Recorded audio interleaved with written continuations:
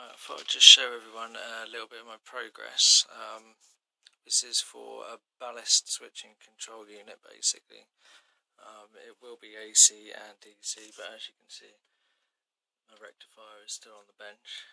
It's in very simple mode at the moment. Things haven't been wired in completely. I'm still waiting for a few bits to get here, but I thought I'd just show you my progress. Got safety switch there, so if anything goes wrong I can hit it. As you can see down there, that is a 90 amp contactor. That's got a few auxiliaries on it at the moment, and the only thing it hasn't got on there that it's going to be having extra on there is a fan, or actually two fans, one for cooling the ballasts and one for cooling the diodes. Right, so I'm going to move over to here and show you what we've got. Basically we've got a light here to show you what the variac's on.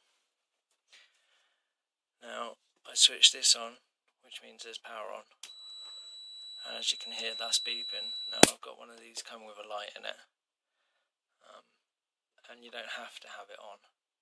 It's not a necessity to have that on.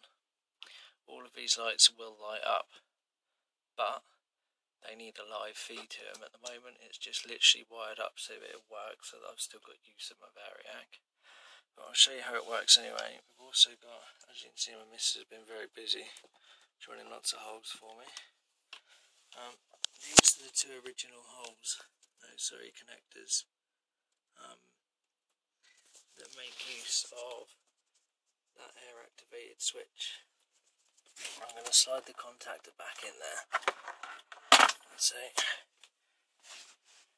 and as you can see, this is the air activated switch, and you can just hear it clicking at the moment.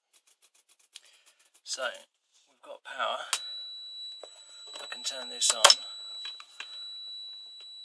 and I've got a hairdryer linked up to it. You'll hear the contactor go and the hairdryer come up. Now I'm going to turn that off because it's bloody annoying for one. Right, now I've got two switches up here, which is going to be the main power switch, and an extra switch to just put in there for something. I can't actually remember what it is now, but it doesn't really make too much difference. Now the ballast work, that this one is, when it's out, there's no ballast at all, so you get the full, that's the hairdryer running there, you get the full power straight for it. If I switch that, that is now ballasted, and it is only ballasted to 250 watts, as you can see, and you'll probably be able to hear the difference from the hairdryer. If I push it again, that adds another 500 watts. You'll hear the contactor click. So it's now 750 watts. Now I can just have 500, or I can have 750. So here's 750, and I'll just go up so you can see. Now this one here is contactor, but it has no ballast on it yet. I'm waiting until I get a decent sized ballast, because I've actually got 250 watt ballasts in parallel to give me 500 watt ones. The first one's 250, then 500, 500, 500, so it will actually be 250, 750, 1250, 1750, and then an auxiliary for when I get a decent big ballast. So I'll just turn them on and switch them up so you can hear the difference basically. There's 250, 750, and let go of the switch, and up again. So as you can see, that's varying the ballast. Now then, what I've also got, because I'm going to be using this, I mean this isn't a permanent thing, basically it's just trying to get it set up so I can eventually build it into a metal container, so it's all quite nice. But I've also got down here, reusing the old box from what had these two in, they also are separate from this and just work as a separate switch for other projects. But I have this box and it is on a lead like so. If if I plug that in there, I can turn this off, it makes no difference. And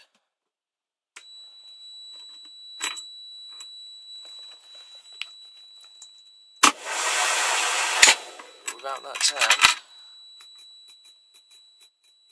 nothing. And obviously if I hit the stop button, it turns back onto alarm again.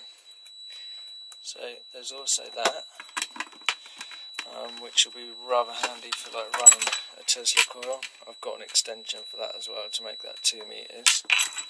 Turn that bloody beep off. I've got an extension to make this 2 meters, and this is 2 meters, so I can get 2 meters away from whatever I'm doing basically. But yeah, that's how far I've got so far. There will be a voltmeter on there, so I can measure the volts on the variac. At the moment I'm using that voltmeter. Obviously there's no volts on it at the moment because nothing's turned, but I'll show you.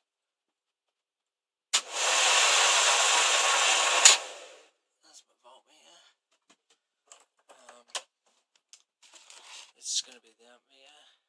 It goes up to 200, which is a bit extreme, but sometimes it's a variac will put like 70 amps on it, so to get one that actually read up to 70 amps, I don't really care how many amps it's pulling, if I'm being honest. I'm going to have a smaller meter, a 0 to 50 amp meter, as well as that one, but it doesn't really make too much difference. I just didn't want to see it going over about 70, because obviously I don't want to be burning my variac out.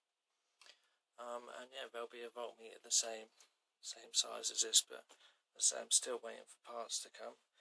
I just thought I'd share with you what I'd done. I know a lot of you were concerned about safety and stuff like that, and you know, so I did something about it.